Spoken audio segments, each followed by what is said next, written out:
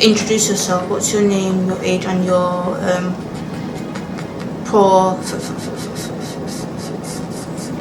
profession? My name is Kimberly Pennant. I'm 38 and currently I'm not working, but I am a student at Nottingham College.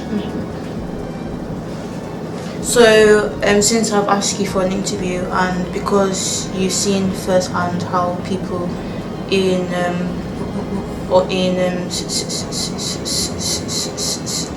situations are helped, so what is your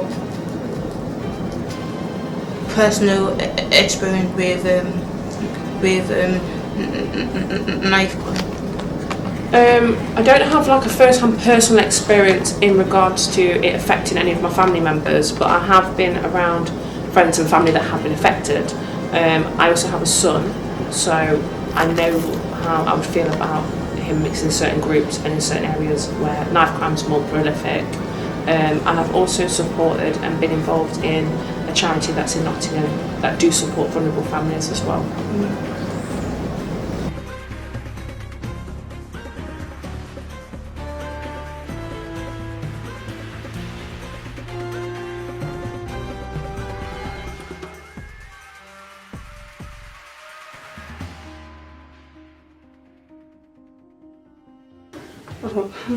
So what advice would you give to parents and young people about staying safe and avoiding knife crime?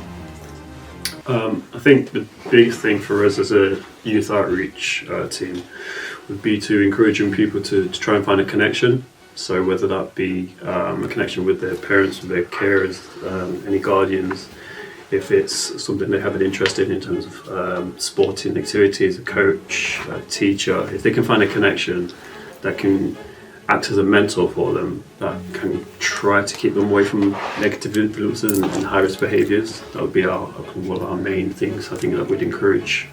Yeah, absolutely. I think parents taking their responsibility as role models, as well as talking about the actual matters, issues concerning knife crimes at home, have a serious conversations about it, raising the awareness of, in their own family, in the household. So how does the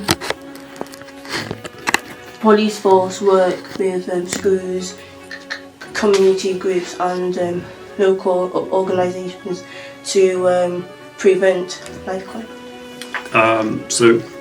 Looking at one of the things that the police do.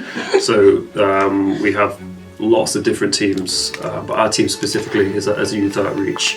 We're tasked with collaborating with different schools throughout the cities and the county, collaborating with local organisations, councils, and doing outreach work. So as much work as we can do as possible with as many organisations as possible. That's one of the things that the police are keen for us to do, to try and encourage and educate young people on the effects of knife crime.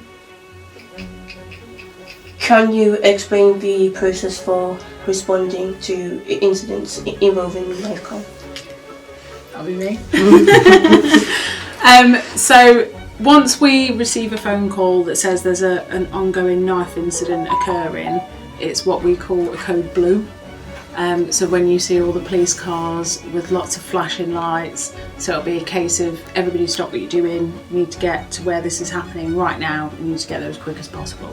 So it's treated with the most seriousness, especially because we go off of things like threat, risk and harm.